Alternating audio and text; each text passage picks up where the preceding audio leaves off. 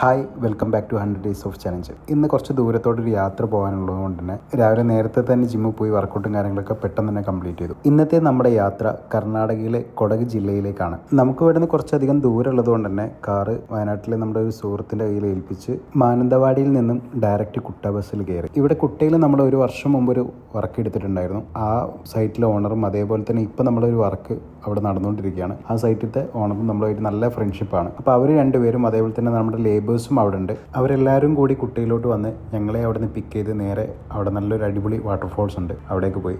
അവിടെ കുറച്ച് നേരം ഞങ്ങൾ എക്സ്പ്ലോർ ചെയ്തു. നല്ല കിടിലൻ സ്പോട്ടാണ്. കുട്ടയിലെ തന്നെ അറിയപ്പെടുന്ന വാട്ടർഫാൾസിൽ ഒന്നാണ് ഈ ഇരുപ്പ് ഫാൾസ്. ഇവിടെ ശരിക്കും എൻട്രി ഫീയും കാര്യങ്ങളൊക്കെ ഉണ്ട്. പക്ഷെ നമ്മുടെ കൂടെ വന്ന ആൾക്കാർ അവിടുത്തെ നാട്ടുകാരായതുകൊണ്ട് തന്നെ എൻട്രി ഫീയും കാര്യങ്ങളൊന്നും ഇല്ലാതെ തന്നെ അങ്ങോട്ട് കയറാൻ പറ്റി. അവിടുന്ന് നല്ലൊരു കുളിയൊക്കെ പാസ്സാക്കി കുറച്ച് ഫോട്ടോസും കാര്യങ്ങളൊക്കെ എടുത്ത് ഞങ്ങൾ അവിടുന്ന് തിരിച്ചു. ഏകദേശം വയനാടിൻ്റെ സെയിം ക്ലൈമറ്റ് ആണ് കൊടകിലും. ഞങ്ങൾക്ക് ഇന്ന് കൊടകിൽ താമസിക്കാനുള്ള സെറ്റപ്പും കാര്യങ്ങളൊക്കെ അവർ ഓൾറെഡി സെറ്റ് ചെയ്ത് വെച്ചിട്ടുണ്ട്.